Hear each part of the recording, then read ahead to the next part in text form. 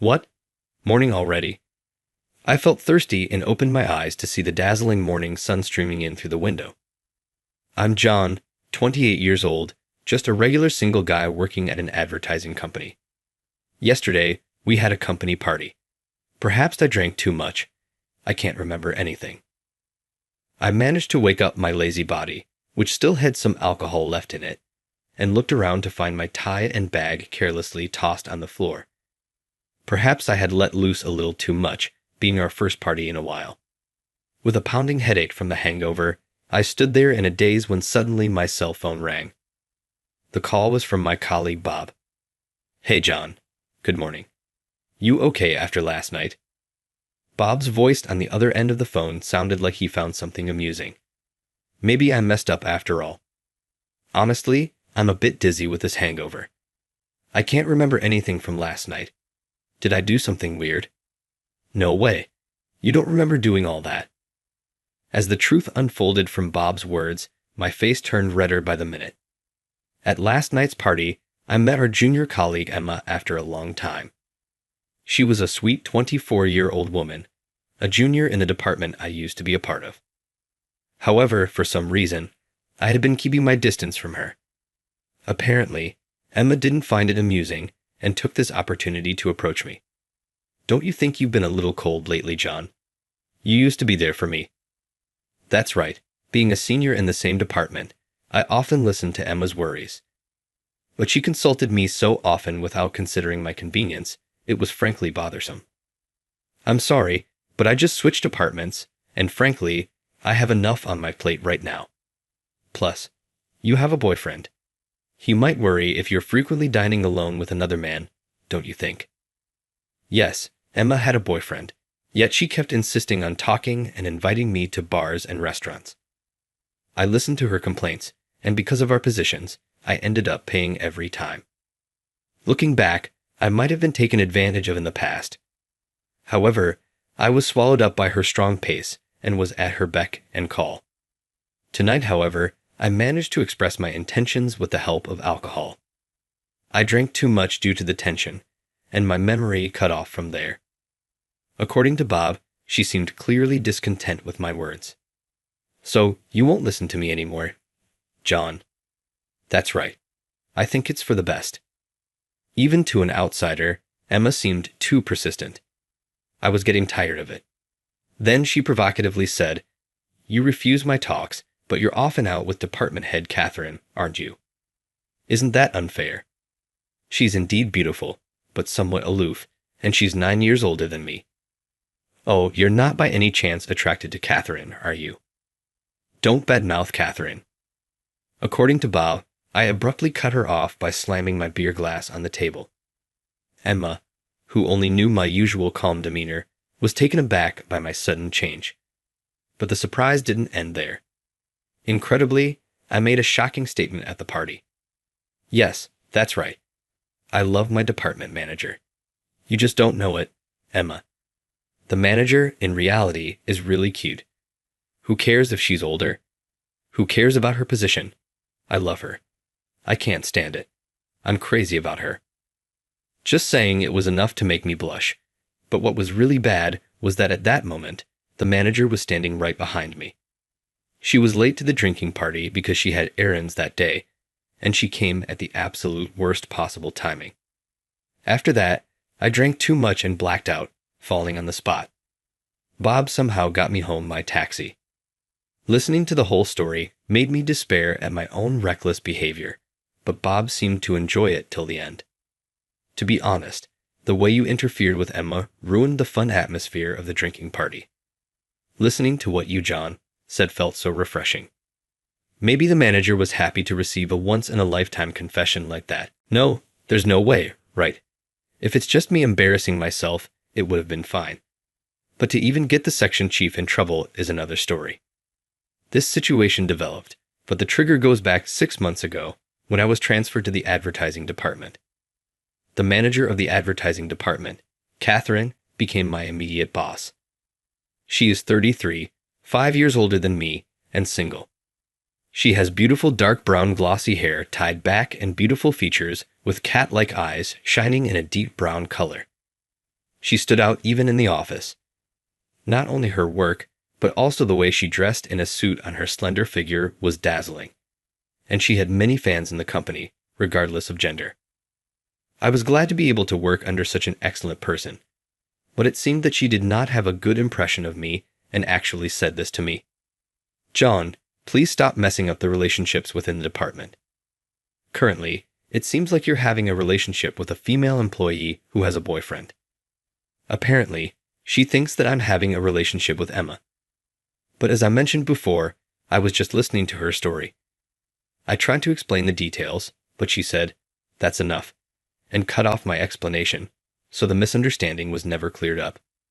Actually, I've been approached by many women besides Emma for advice on their problems. I'm not popular with women. I'm just valued as a conversation partner. I myself thought that I might be in this role for the rest of my life, and I was about to give up on romance. The last time I dated a woman was 7 years ago when I was a junior in college. That was when my ex-girlfriend, Nancy, suddenly said, 'I found someone I like, so I want to break up.' I was shocked, but Nancy proposed, 'I don't want to be lovers anymore, but I hope we can be good friends.' I feel very calm when I talk to you, John." As for me, I couldn't hate Nancy, so I said, "Let's do that," with a smile. Looking back now, I was just pretending to be tough, and I might have wanted to show her my good side. I should have just cut off ties with her when we broke up, but because of my false pride, I ended up being manipulated by my ex-girlfriend, just like now. In the past, I've always been weak to pressure, and for women, I've always just been a good guy who'd never become their first choice. That was the pattern. Well, my looks aren't what you would call handsome, so it can't be helped. One day, a month after I was assigned to the advertising department, the manager and I were left in the office working overtime in an awkward atmosphere, as usual. We had received a request for an art exhibition advertisement from a client, and the two of us were creating flyers for the exhibition. In addition to the exhibition of famous art prints, there would also be posters and related goods for sale.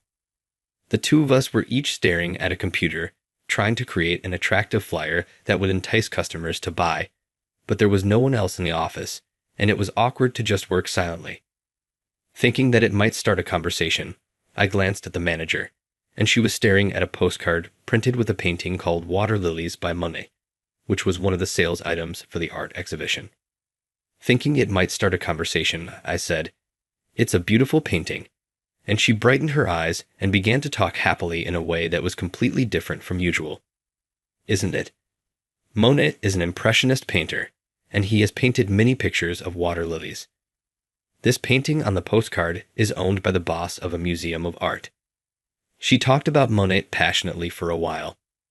It was the first time I saw her, who was usually cool, talking so much, and I was surprised at her rich knowledge about art. However, after a while, she made a face as if she realized something and said, "I'm sorry, I talked too much," blushing and looking down. "Why are you apologizing?" I asked.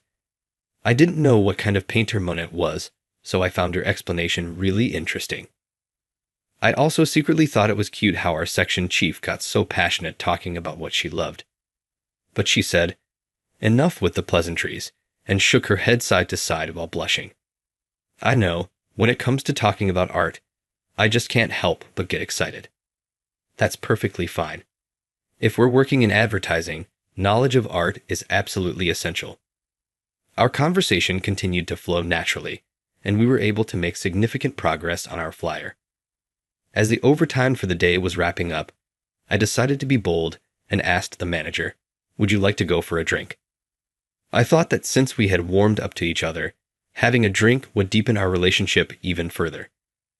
Initially, the manager squinted at me with a skeptical look. "Well, aren't you involved with your junior colleague, Emma? You don't plan on making a move on an older woman like me, do you?" "No, not at all. Emma is infatuated with her boyfriend, and I'm just someone she talks to." "Really? Well, that's okay. I'm not that kind of woman. We'll have our drink and then head straight home." Despite the manager's initial weariness, we managed to have a drink together at a local bar. The manager seemed to enjoy her draft beer and loosened up enough to talk about art as she had before. She had studied art history in college, and I found her stories fascinating. She seemed to finally let her guard down since I made no further advances. As we left the bar, she said, "I had a great time." I, too, enjoyed spending time with the manager. From that day forward, the walls between us came down. We were able to work more smoothly while maintaining open communication. Whenever our schedules matched up, we would go for drinks. It became our regular activity. One day, the manager opened up to me. "I misunderstood you, John. I've heard from other employees that you often get consulted by female staff about their problems. I had an unfair prejudice against you, and I've been cold towards you."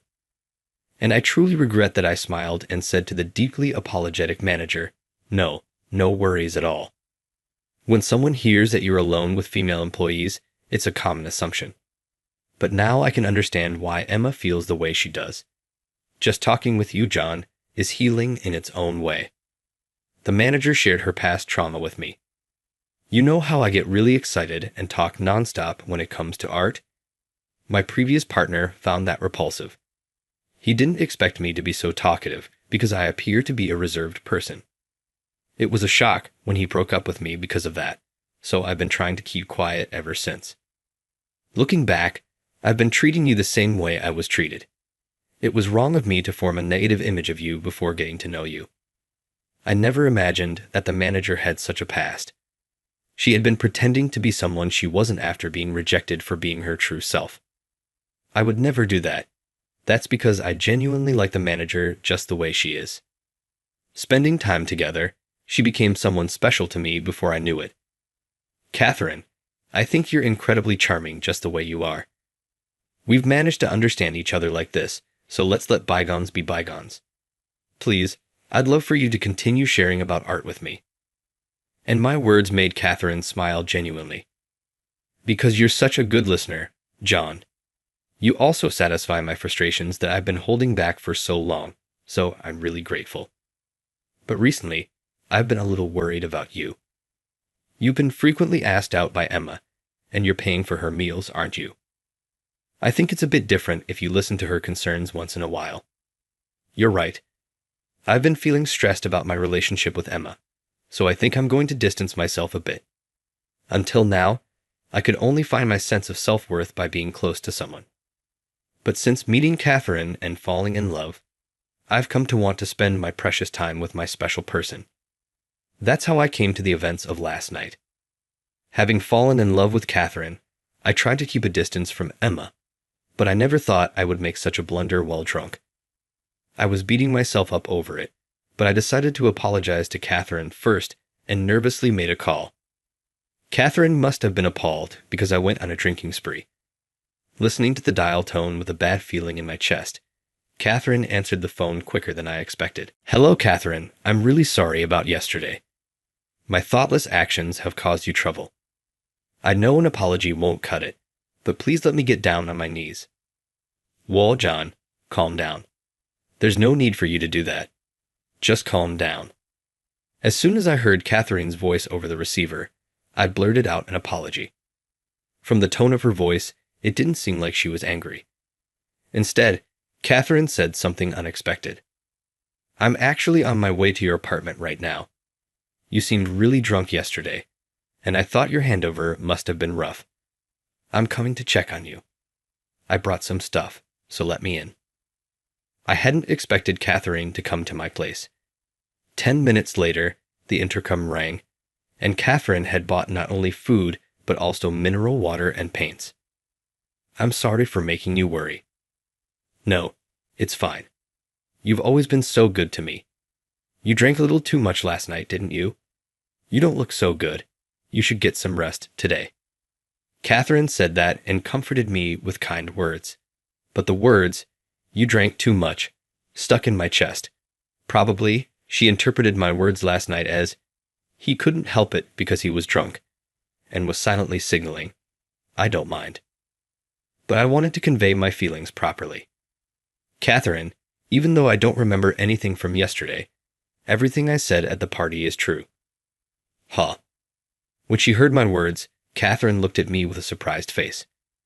I quickly started speaking to change the atmosphere while blushing.